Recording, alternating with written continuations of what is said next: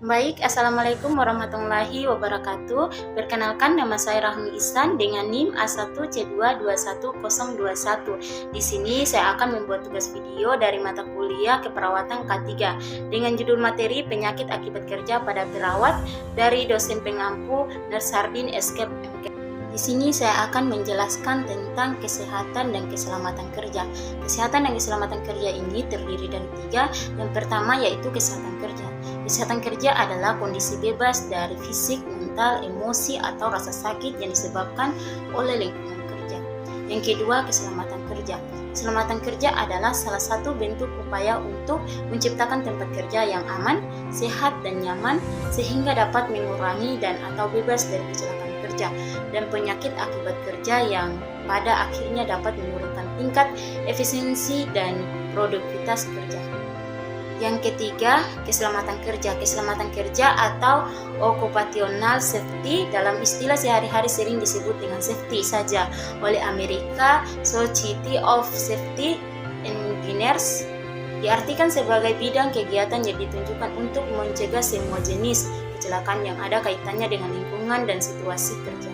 Berikutnya saya akan menjelaskan tentang penyebab-penyebab kecelakaan kerja secara umum sebagai berikut. Perbuatan manusia yang tidak aman antara lain, yang pertama melaksanakan pekerjaan tanpa wewenang atau yang berwenang gagal mengamankan atau memperingatkan seseorang, menjalankan alat-alat mesin di luar batas aman. Yang kedua, kondisi fisik dan mekanis yang tidak aman antara lain alat pengaman yang kurang atau bahkan tidak bekerja dengan baik, adanya kondisi peralatan tidak aman, tidak ada pengamannya.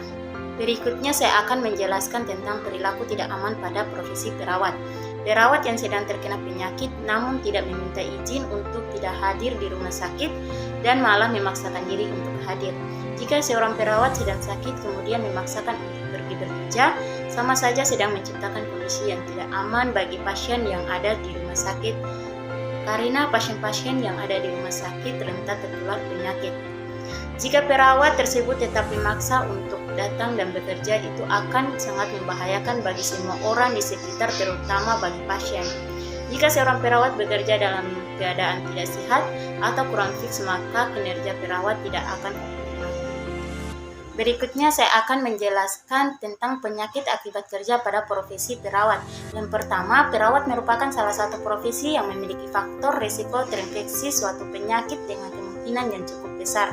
Yang kedua, menurut WHO, penyakit akibat kerja adalah penyakit yang muncul terutama sebagai akibat dari paparan faktor-faktor risiko yang timbul dari aktivitas kerja. Berikutnya saya akan menyebutkan faktor penyebab penyakit akibat kerja di bidang kesehatan yang umumnya berkaitan erat. Yang pertama, faktor biologis, yang kedua faktor kimia, yang ketiga faktor ergonomi, yang keempat faktor fisik, yang kelima faktor psikososial. Berikutnya saya akan menjelaskan tentang macam-macam penyakit akibat kerja pada profesi perawat. Penyakit menular pada perawat akibat kerja. Yang pertama, penyakit saluran napas. Penyakit saluran napas sering menjadi salah satu penyakit menular yang dapat terjadi pada perawat. Virus perantara dengan mudah menyebabkan penyakit saluran sering berinfeksi dan dijumpai terjadi. Yang kedua, penyakit kulit. Penyakit kulit yang biasanya sampai dengan infeksi kulit biasa terjadi di rumah sakit.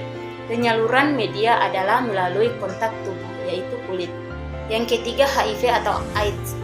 Virus adalah intivirus subkelompok yang menyebabkan infeksi HIV dan dari waktu ke waktu berubah menjadi AIDS. Berikutnya saya akan menjelaskan tentang penyakit tidak menular pada perawat akibat kerja. Keluhan terbanyak dari cedera tersebut dan lebih banyak menimpa perawat wanita. Penyebabnya adalah seringnya kerja otot statis seperti mengangkat pasien dan kerja berkilir. Nah, di sini terdiri dari 3 poin. Yang pertama, sparring. Sparring adalah cedera pada sandi yang melibatkan robeknya ligamen dan kapsul sandi. Yang kedua, strain. Strain adalah cedera otot atau tendon atau bisa disebut dengan urat. Yang ketiga, nyeri punggung bawah. Nah, nyeri punggung bawah ini adalah rasa nyeri yang dirasakan pada punggung bawah yang sumbernya tulang belakang, daerah tulang belakang, otot, saraf, atau struktur lain di sekitar daerah tersebut. Berikutnya, Kerja perawat juga mempengaruhi sisi mental psikologis terkait stresor. Menurut PPNI 2006, terdapat 50% perawat mengalami kerja yang berakibat, yaitu menahan lelah, tidak ada istirahat, yang antara lain karena beban kerja yang terlalu tinggi dan pekerjaan yang waktu-waktu, gangguan tidur. Tenaga perawat perlu waktu sepanjang malam atau waktu yang tidak tentu untuk menjaga pasien, sehingga mudah mengalami kondisi tidur pendek, tidur kurang lelap, kesulitan tidur. Berikutnya saya akan menjelaskan tentang penyakit atau cedera akibat kecelakaan pada perawat. Penyebab kecelakaan kerja. Penyebab dasar antara lain yaitu ada 4. Yang pertama, faktor manusia atau pribadi. Yang kedua, faktor kerja atau lingkungan. Yang ketiga, kondisi berbahaya. Yang keempat, tindakan berbahaya.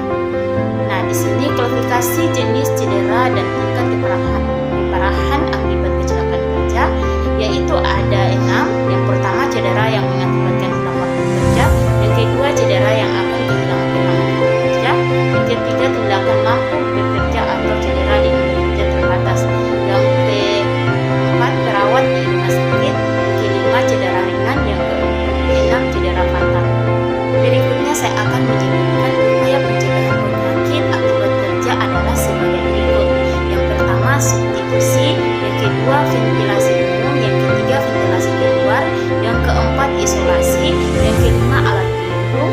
Yang keenam, pemeriksaan sebelum bekerja.